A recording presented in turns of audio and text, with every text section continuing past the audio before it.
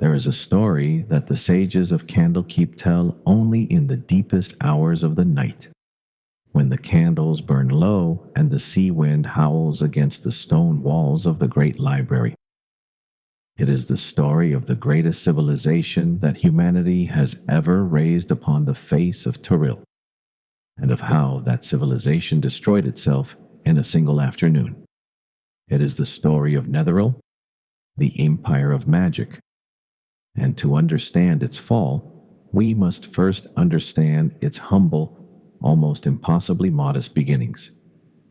For the empire that would one day carve mountains from the earth and float them among the clouds began as nothing more than a handful of fishing villages, clinging to the muddy shore of a long-vanished sea. Picture, if you will, the world as it existed some 5,000 years before the reckoning of the Dales. The lands that would later become the great desert of Anorok were not barren wastes of sand and stone. They were green, impossibly lushly, overwhelmingly green. River valleys cut through forests so dense that sunlight touched the ground only in scattered golden coins. Wild flowers carpeted open meadows that stretched from horizon to horizon. Hawks circled above rolling grasslands where herds of deer moved in great brown rivers between the tree lines. And at the heart of this verdant paradise lay the narrow sea, a vast inland body of water, larger than many nations whose shores teemed with fish and whose marshlands drew flocks of migratory birds so thick they darkened the sky in autumn. The water was clear and cold, fed by snowmelt from distant mountains, and the fishing was so abundant that a single net cast from a shallow drafted boat could feed a family for a 10-day. It was, by any accounting, a good land, a generous land, a land that asked little of those who settled upon it and gave much in return. And along its western shore, 7 small settlements had taken root among the reeds and the mud and the ancient gnarled trees that leaned out over the water as though listening for something they could never quite hear. They called themselves the Alliance of Seventon, though the word alliance perhaps overstates the formality of their arrangement. It was less a political entity than a gentleman's agreement, a mutual understanding among neighboring villages that they would trade with one another, warn one another of approaching dangers, and generally refrain from stealing one another's boats. The 7 villages were Fenwick, Gurs, Gilan, Gustaf, Moran, Nosif, and Janik, and each was home to no more than a few hundred souls. They were fisher folk primarily, men and women who rose before dawn, hauled nets from shallow drafted boats with hands calloused by rope and salt, and smoked their catch over driftwood fires that filled the evening air with a rich, oily fragrance. They kept small herds of goats on the hillsides above the waterline. They grew patches of grain in clearings cut from the forest with stone axes, laborious work that occupied the brief months of summer and yielded just enough to see them through the winter.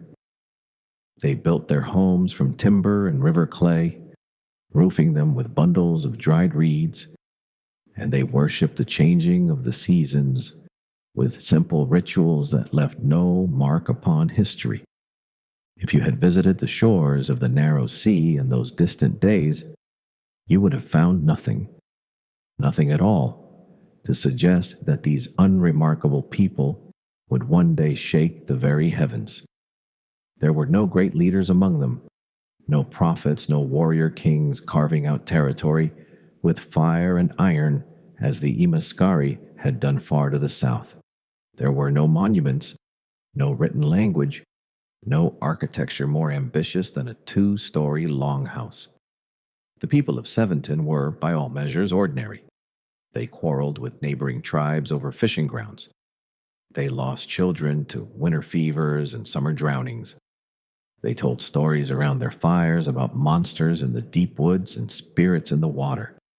Stories that were, more often than anyone liked to admit, uncomfortably close to the truth.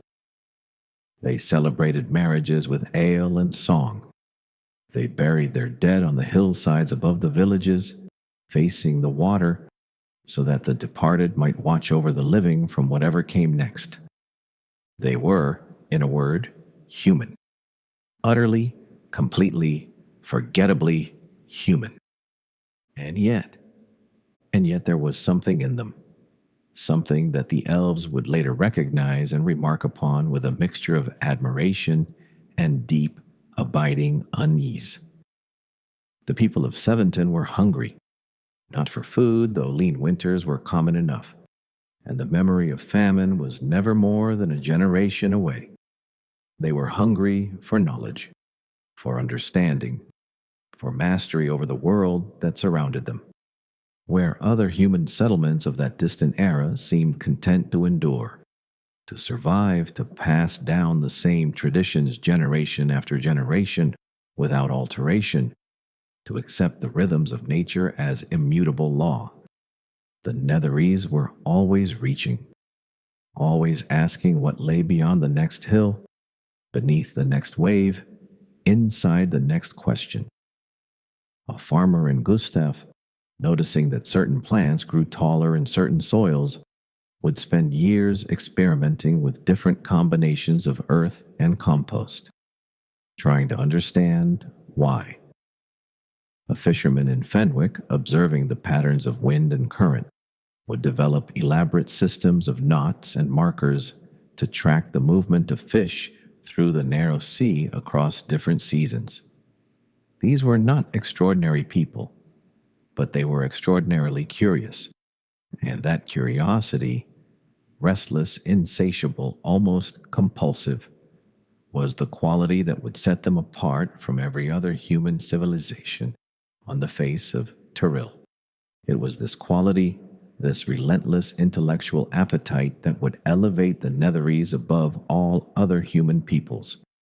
And it was this same quality, left unchecked and untempered by wisdom, that would ultimately consume them.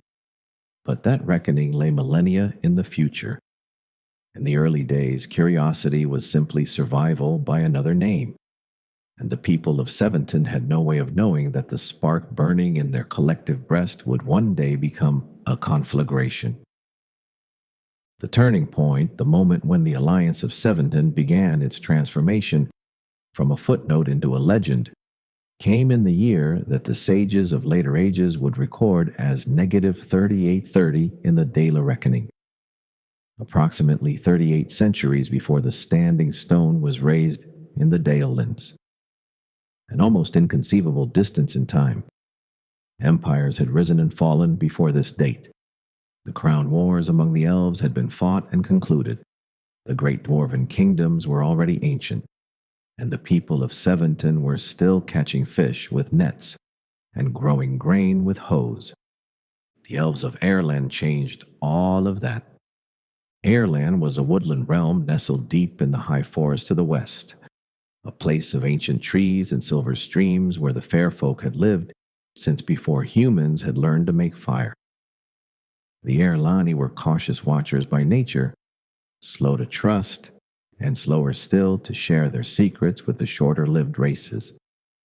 They had observed human civilizations before.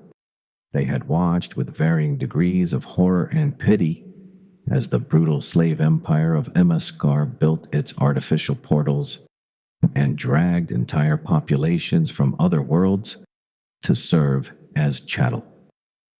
They had seen human kingdoms rise on ambition and crumble under the weight of their own cruelty. They had learned through long and bitter experience that humans were dangerous, not because they were strong. Individually, a human was a mayfly compared to an elf, but because they were fast.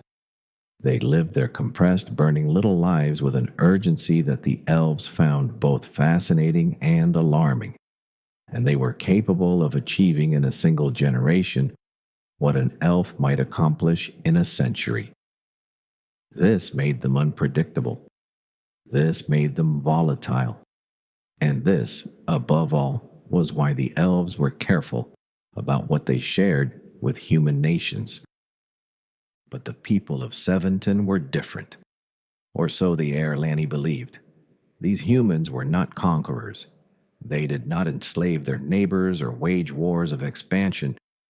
They showed a reverence for the natural world that, while cruder than elven sensibilities, was at least recognizable as genuine respect rather than mere exploitation. Their settlements were modest. Their ambitions, so far as the elves could determine, extended no further than the next fishing season. And more importantly, they showed a capacity for learning that was, frankly, astonishing.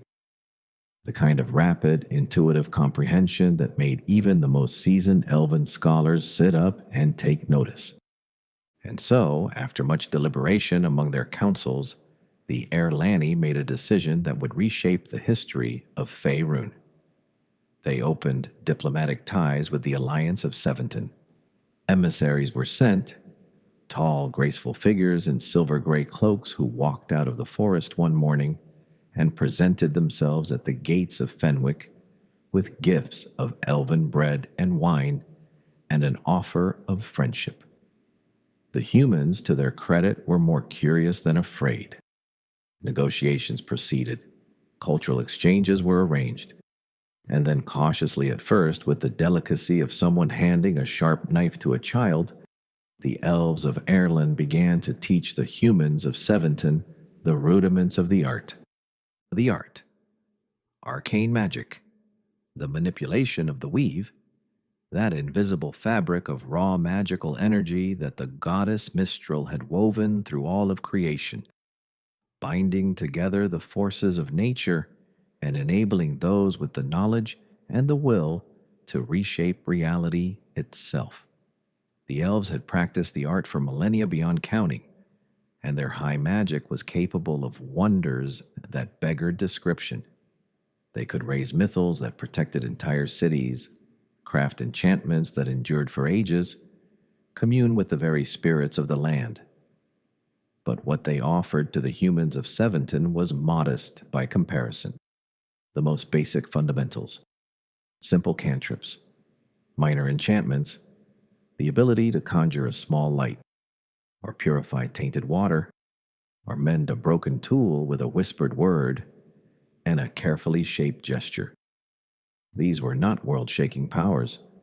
They were practical magics, domestic magics, the kind of spells that an elven child might learn while still in the nursery and forget by adolescence.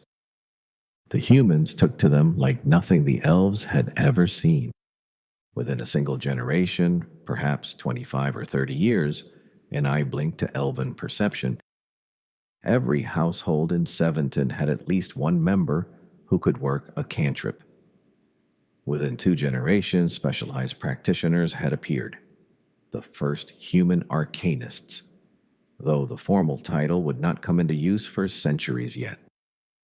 These were individuals who had moved beyond the elementary lessons the elves had provided, who were pushing at the edges of what they had been taught, experimenting with new combinations of word and gesture, developing new theories about the nature of the weave and how it might be accessed. The Erlani watched with something between parental pride and mounting alarm. They had given these humans a cup of water from the river, and the humans impossibly had somehow divined the existence of the ocean and were already building boats. It was during this period of magical awakening that a figure emerged who would give the nascent nation its identity. His personal name has been lost to the grinding of centuries, dissolved like salt in the great sea of time, and he is remembered only by his title, Nether the Elder. The histories tell us little about him beyond the bare facts. He was a leader of one of the 7 villages. Which one is disputed? He was persuasive, clearly, for he managed to convince the headmen and headwomen of all 7 settlements to accept a proposition that must have seemed audacious at the time. He argued that the scattered villages needed a unified identity, a common name under which to organize their growing power. He proposed that the Alliance rename itself in honor of the bond between the human settlements and their elven teachers, a name that would signify both their homeland and their purpose. And so the Alliance of Seventon became Netheril, Nether's land.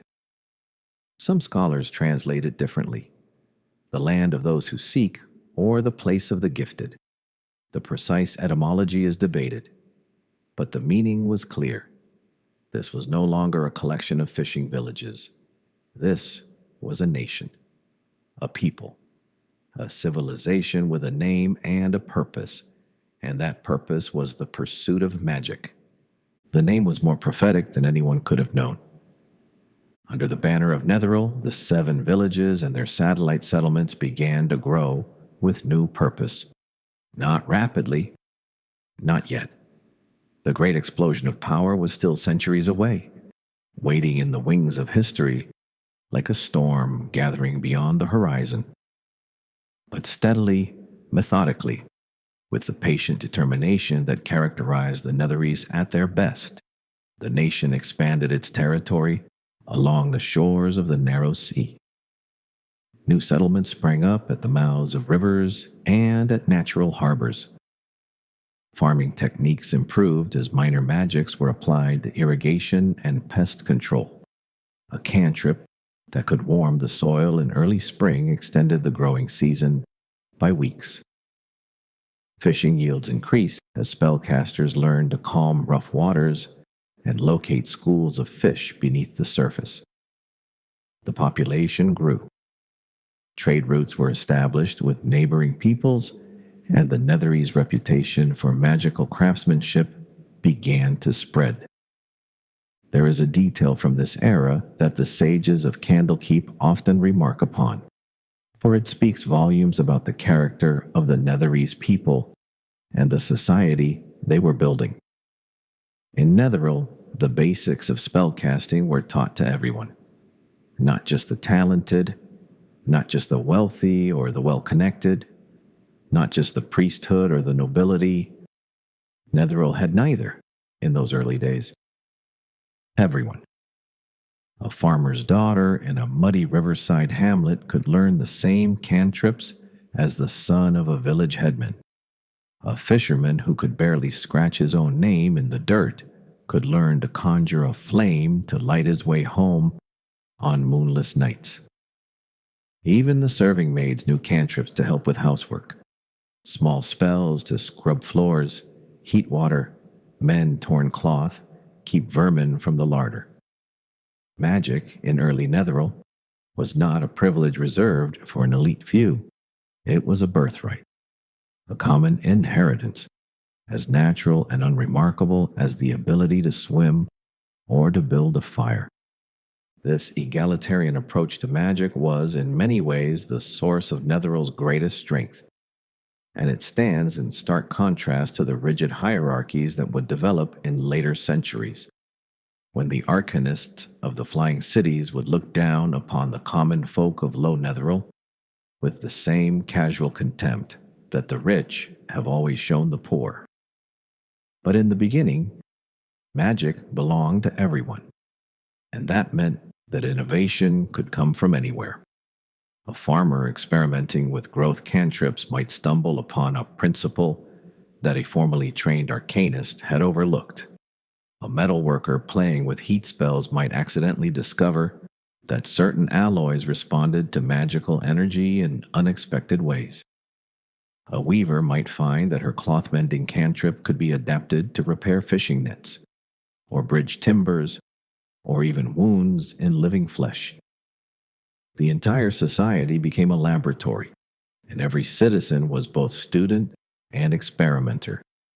The result was a rate of magical advancement that far outstripped anything the elves of Erlen had anticipated. Or, if they were being honest with themselves in the quiet of their forest halls, anything they had intended. The elves began to grow uneasy. Whispered debates echoed through the courts of Erlen. Arguments carried on in the musical tongue of the fair folk, with a gravity that belied the beauty of the language. Some among the Erlani insisted that further instruction should be curtailed, that the humans were advancing too quickly, that they lacked the centuries of cultural wisdom, the deep-rooted understanding of consequence and restraint that was necessary to wield such power responsibly. A tree that grows too fast, these elves argued, grows with shallow roots and brittle wood. Others countered that the humans had shown no signs of misusing their gifts. Their application of magic was pragmatic and benevolent. They were healing the sick, improving their harvests, building better homes. To withhold knowledge from willing students would be a betrayal of the very principles the elves claimed to uphold. And besides, how does one put the rain back into the cloud? The debate was never resolved. History, as it always does, resolved it for them. The Netherese continued to advance with or without elven guidance, and the relationship between teacher and student gradually shifted into something closer to a relationship between equals. And then, inevitably, into a relationship in which the student had surpassed the teacher in certain crucial respects. As the centuries turned and Netheril grew from a collection of villages into a proper nation, the Netherese also made contact with another people who would play a significant role in their history. To the north and east, in vast mountain halls carved beneath the peaks that would one day be called the spine of the world, dwelt the dwarves of Delzun.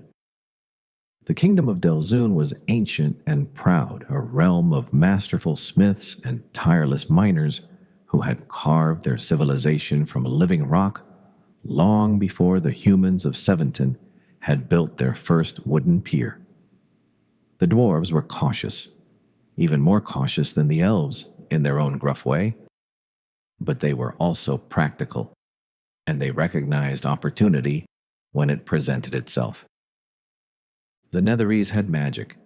The dwarves had metallurgy, stonecraft, and access to rare minerals and precious gems that the human settlements on the narrow sea could not obtain through any amount of digging. A brisk trade developed. Netherese enchanted goods, tools that never dulled, lanterns that burned without oil, cloaks that shed rain like a duck's feathers, flowed north to Delzun. Dwarven steel, mithril ingots, and rough-cut gems flowed south to Netheril. It was profitable for both sides, and it laid the groundwork for a relationship that would endure in various forms for millennia to come. The dwarves found the Netherese fascinating if somewhat reckless. These humans were always in such a hurry, and the Netherese found the dwarves admirable if somewhat stubborn. It was, in the way of such things, a friendship born of mutual usefulness rather than deep cultural sympathy. But it was a genuine friendship nonetheless, and the subterranean roads between Delzun and Netheril would one day, in the darkest hour of the Empire's fall, serve as the escape route that saved thousands of lives. And so the stage was set. By the time the first millennium of Netherese history had passed, the nation that had begun as 7 fishing villages on the muddy shore of the narrow sea had transformed into a thriving, magical society unlike anything Faerun had seen. Its borders stretched along the narrow sea and into the surrounding forests and plains. Its population numbered in the tens of thousands. Its arcanists were producing magical innovations at a pace that left even the long-lived elves struggling to keep up. And its culture, egalitarian in its approach to magic, pragmatic in its philosophy, relentless in its pursuit of knowledge and power, had become something wholly unique in the history of the world. But for all their achievements, the Netherese of this early era were still fundamentally a ground-level civilization. Their cities were made of stone and timber. Their arcanists, however talented, were limited in what they could accomplish by the finite reserves of their own life force. For every spell drawn from the weave exacted a toll on the caster's vitality, a price paid in years and health. Their magical items, while impressive, were expensive and laborious to produce. They were advanced, yes, extraordinary even, but they were not yet the Netheril that history remembers. They were not yet the empire of floating cities and godlike arcanists who bent reality to their will. They were not yet the civilization that would reach so high that it brushed the face of divinity itself and was burned for its presumption. For that transformation, they needed something more, something that no amount of elven instruction or dwarven trade goods could provide. They needed a discovery so profound, so fundamental, so earth-shaking in its implications that it would rewrite the very rules of what magic could achieve. Somewhere in the wild lands to the west, in the crumbling ruins of a civilization so ancient that even the elves had forgotten its name, 100 scrolls made of flattened gold lay waiting in the darkness. Each scroll bore inscriptions of impossible complexity, the distilled, crystallized knowledge of magic itself, written in a language that predated all mortal tongues. They had been hidden there for eons, patient as stone, waiting for someone clever enough, hungry enough, desperate enough to find them. They were called the Nether Scrolls, and they would change everything, but that discovery lies ahead of us. For now, the narrow sea glitters in the sunlight. The fishing boats of Seventon bob gently on the tide. Smoke rises from the cooking fires of a nation that does not yet know its own name. And the future, terrible, magnificent, inevitable, draws closer with every passing day, like a tide that no wall can hold back, and no prayer can turn aside. This is the beginning of that story.